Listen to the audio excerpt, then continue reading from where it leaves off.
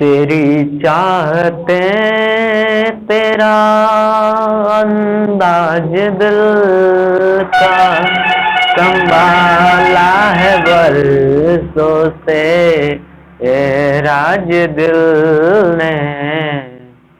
अब कहना जरूरी है कि तुमसे प्यार हुआ है, कि तुमसे प्यार हुआ है। उठिए जागिए और तब तक मत रुकिए जब तक आपका लक्ष्य प्राप्त ना हो जाए। यहाँ से हेलो दोस्त, मैं सुधीर कुमार आप लोगों को MSCC एजुकेशन चैनल में स्वागत है। आज आप लोगों को क्लास 12 का फिजिक्स चालू करेंगे बाबू। मैथ चालू कर दिए हैं, मैथ का थ्योरी फंक्शन का भी जा रहा है बाबू, 3-4 को वीडियो चल गया है। लेकिन यहाँ से आपका मैथ के थ्योरी नहीं बल्कि फिजिक्स चालू करेंगे बाबू। क्लास 12 के इलेक्ट्रोस्टैटिक्स से चालू करेंगे। कहाँ से? इलेक्ट्रोस्टैटिक्स। आखिर इलेक्ट्रोस्टैटिक्स होता है क्या? 8 नंबर से इलेक्ट्रोस्टैटिक्स में आपका 12 से क्वेश्चन रहेगा बाबू। कितना नंबर का? 8 नंबर का रहेगा।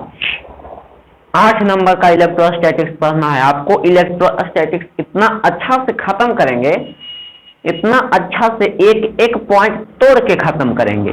ठीक है, 4 गो लेसन पढ़ना है इलेक्ट्रोस्टैटिक्स में आपका। विद्युत आवेश तथा विद्युत क्षेत्र यानी electric charge and electric field, ये आपका पहला लेसन चालू करेंगे। दूसरा है विद्युत विभव एवं विद्युतीय द्विध्रुव। यहाँ से electric potential and electric dipole. कोई दिक्कत? गॉस प्रमेय है बाबू, गॉस थ्योरम। संधारित्र कैपेसिटर यानी कैपेसिटर। आपका पहला लेसन विद्युत आवेश तथा विद्युत क्षेत्र चालू करेंगे बाबू। विद्युत आवेश तथा विद्युत क्षेत्र आपका यहाँ से चालू करेंगे। ठीक है, तो चलिए आपका आखिर सबसे पहले सभी से जानने से पहले इलेक्ट्रोस्टैटिक्स कहते हैं किसे, ये जानिए। इलेक्ट्रोस्टैटिक्स आखिर हम कहते हैं किसे हैं, क्या चीज होता है electrostatics? What is electrostatics? Electrostatics क्या है? देखते हैं कौन विद्यार्थी, कौन भाई एवं बहन एक बार में कैच कर लेते हैं मेरे बात को। एक बार बोलेंगे बाबू इलेक्ट्रोस्टैटिक्स को बढ़िया सा, एक बार में आपको याद हो जाना चाहिए। बोलने के बाद आपका बोर्ड पर लिख देंगे बाबू इलेक्ट्रोस्टैटिक्स किसे कहते हैं। चलिए देखिए इधर है, सुनिए।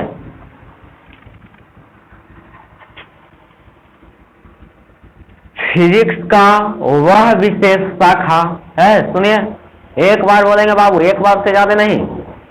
भौतिक विज्ञान की वह विशेष शाखा जिसमें आवेश को, एक बार बोलेंगे बाबू, ज्यादा नहीं एक बार। भौतिक विज्ञान की वह विशेष शाखा जिसमें आवेश को स्थिर अवस्था में अध्ययन किया जाता है।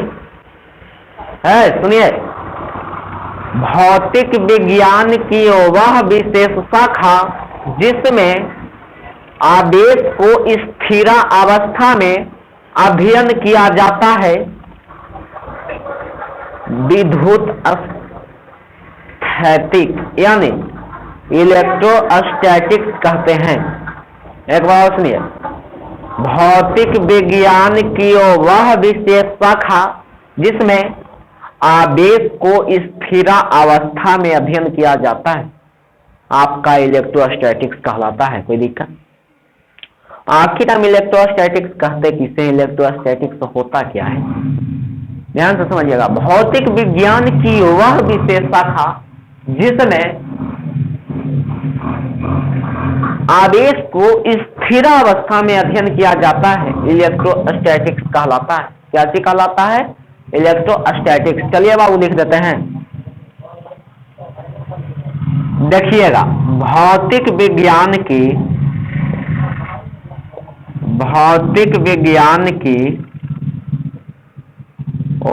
वह विशेष शाखा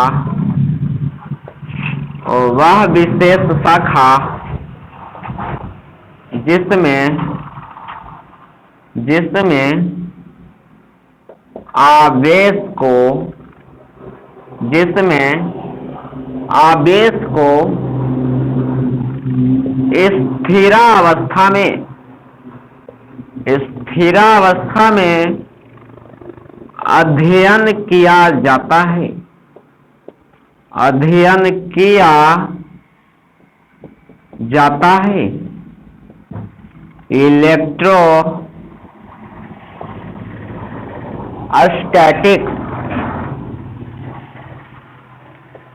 इलेक्ट्रोस्टैटिक्स कहलाता है। याद हुआ? एक बार और बोलेंगे बाबू, इलेक्ट्रोस्टैटिक्स किसे कहते हैं? भौतिक विज्ञान की वह विशेष शाखा जिसमें आवेश को स्थिरावस्था में अध्ययन किया जाता है, क्या चीज कहलाता है? क्या चीज कहलाता है छोटो? आपका इलेक्ट्रोस्टैटिक्स कहलाता है, इलेक्ट्रोस्टैटिक्स कहलाता है। आगे बाबू एक पहला लेसन चालू करेंगे, इसका नाम है विद्युत आवेश तथा विद्युत क्षेत्र। यहां से आपका यह लेसन चालू होता है, विद्युत आवेश तथा विद्युत क्षेत्र। यहां से यानी आपका electric charge and electric field आपका चालू होगा बाबू। Electric charge and electric field, यहां से आप ध्यान से समझिएगा। आखिर में इलेक्ट्रोस्टैटिक्स तो जान गए कि क्या होता है क्या नहीं होता है। आगे आपका है क्या चीज छोटो? आगे आपका है कि विद्युत आवेश तथा विद्युत क्षेत्र, विद्युत आवेश तथा विद्युत क्षेत्र, वहां से ध्यान से समझिएगा,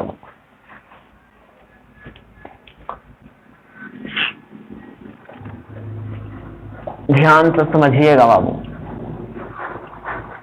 लेसन बाय लेसन आपको खत्म किया जाएगा बाबू। आप लोग नंबर ला नहीं पढ़ते हैं, आप लोग इसलिए पढ़ते हैं कि ज्ञान प्राप्त हो सके।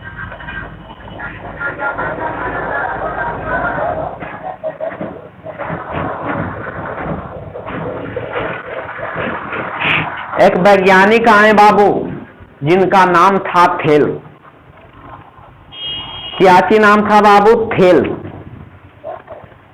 जान लेते हैं पहले, इलेक्शन चालू करने से पहले बाबू आपका आवेश का इतिहास, आवेश का इतिहास यानी क्या थी बाबू? History of charge, history of charge, ध्यान से समझिएगा। हिस्ट्री ऑफ चार्ज यानी आवेश के इतिहास। एक वैज्ञानिक आए, थेल्स नामक वैज्ञानिक आए। कौन वैज्ञानिक बाबू? थेल्स।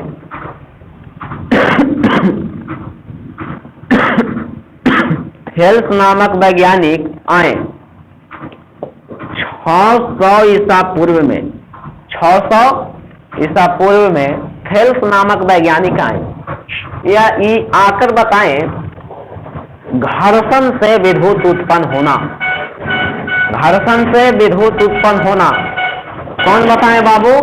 थेल्स ने। कितना ईस्वी में? 600 ईसा पूर्व में। यानी थेल्स नामक वैज्ञानिक ने बताए कि घर्षण से विद्युत यानी आवेश उत्पन्न होता है। घर्षण से क्या होता है बाबू? आवेश उत्पन्न होता है। कौन वैज्ञानिक बताए बाबू? थेल्स नामक वैज्ञानिक बताए 600 ईसा पूर्व में कि घर्षण से विद्युत उत्पन्न होना, घर्षण से विद्युत उत्पन्न होना। किसने बताया बाबू? थेल्स नामक वैज्ञानिक ने। बताए बाबू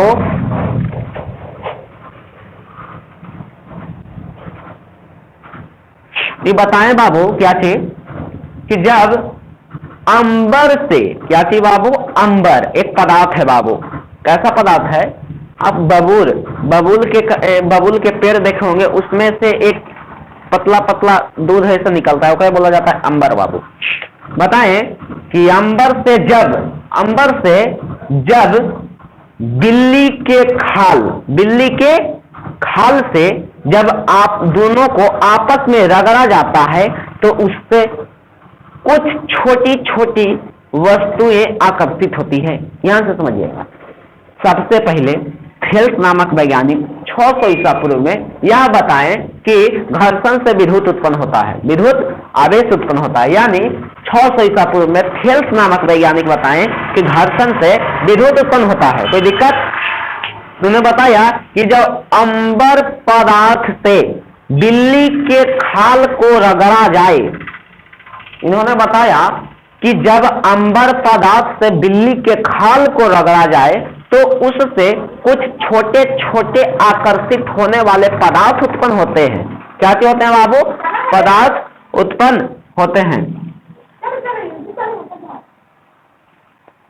कौन बताया बाबू? थेल्स नामक वैज्ञानिक ने बताया कि 600 ईसा पूर्व में बताएं कि घर्षण से विद्युत उत्पन्न होता है। कोई दिक्कत? और बताएं कि जब अंबर पदार्थ से बिल्ली के खाल को रगड़ा जाए, बिल्ली के खाल या चमड़ा को रगड़ा जाए तो उससे कुछ छोटी छोटी आकर्षित होती है, कुछ छोटी छोटी वस्तुएं आकर्षित होती है।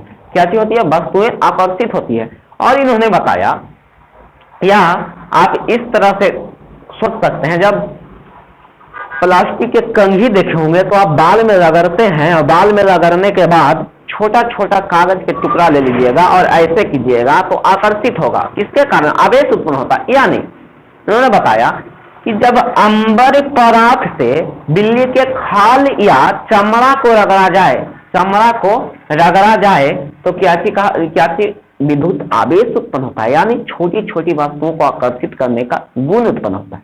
और आगे आए, इनका से आगे आया बाबू, कौन आए? ध्यान से समझिएगा। थेल्स नामक वैज्ञानिक आए। थेल्स बताएं कि 600 ईसा पूर्व में घर्षण से विद्युत उत्पन्न होता है। 600 ईसा पूर्व में घर्षण से विद्युत उत्पन्न होता है। फिर आए बाबू,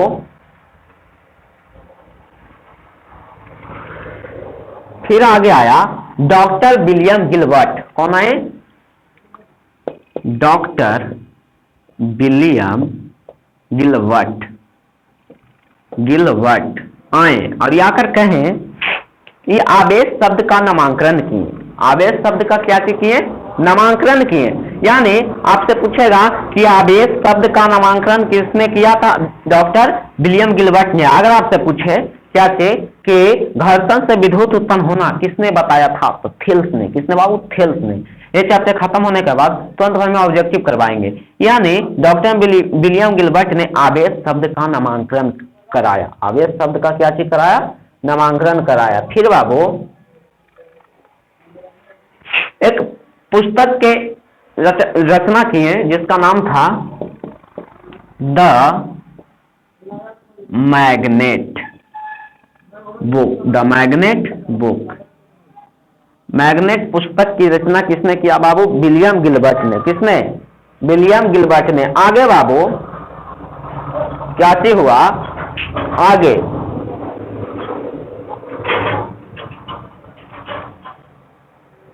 आगे एक वैज्ञानिक आए जिनका नाम था डूफे। क्या नाम था? डूफे आए। कौन आए? डूफे वैज्ञानिक आए और कहें कि आवेश दो प्रकार के होता है। आवेश कितना प्रकार का होता है बाबू? दो प्रकार का होता है। ये खाली बताएं कि आवेश कितने प्रकार का होता है? दो प्रकार के होता है। फिर वो आगे वैज्ञानिक आए जिनका नाम था बेंजामिन फ्रैंकलिन। बेंजामिन फ्रैंकलिन आए तो कहें कि आवेश दो प्रकार के होता है, जिसमें पहला निगेटिव, दूसरा में या पहला में पॉजिटिव कण और दूसरा में नेगेटिव कण। कौन कण?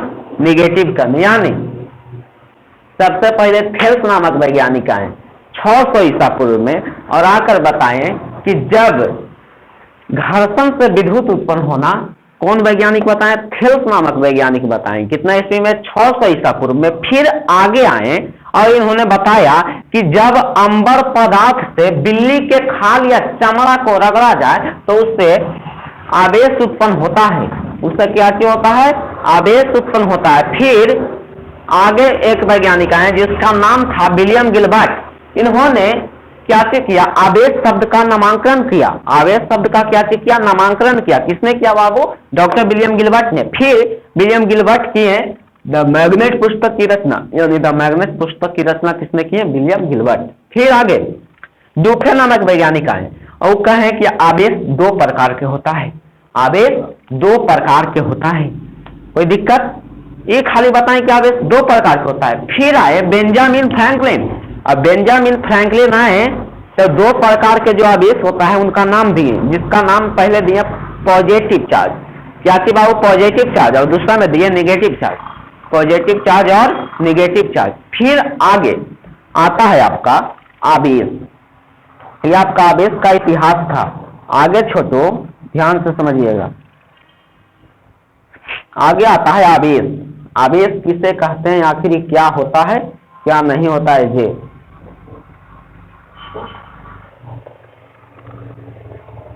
चलिए आवेश, आगे आवेश चालू होगा बाबू। आवेश के बारे में पूरा डिटेल, आवेश किसे कहते हैं और कितने प्रकार के होते हैं, यही तक आपको पढ़ाई होगा। आवेश किसे कहते हैं, कितने प्रकार के होते हैं, बस।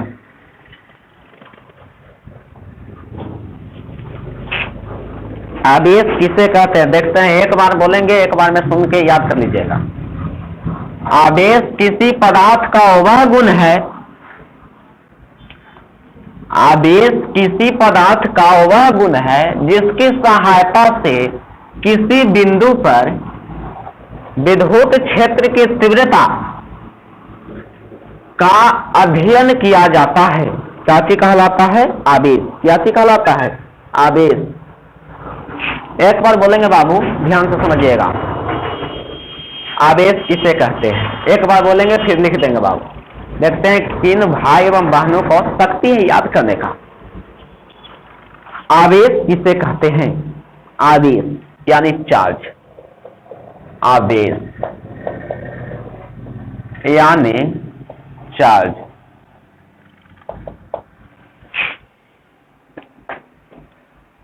एक बार बोलेंगे, सिर्फ एक बार,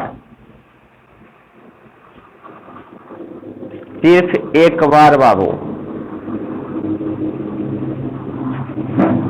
देखिए एक बार बोलेंगे, आवेश किसी पदार्थ का वह गुण है जिस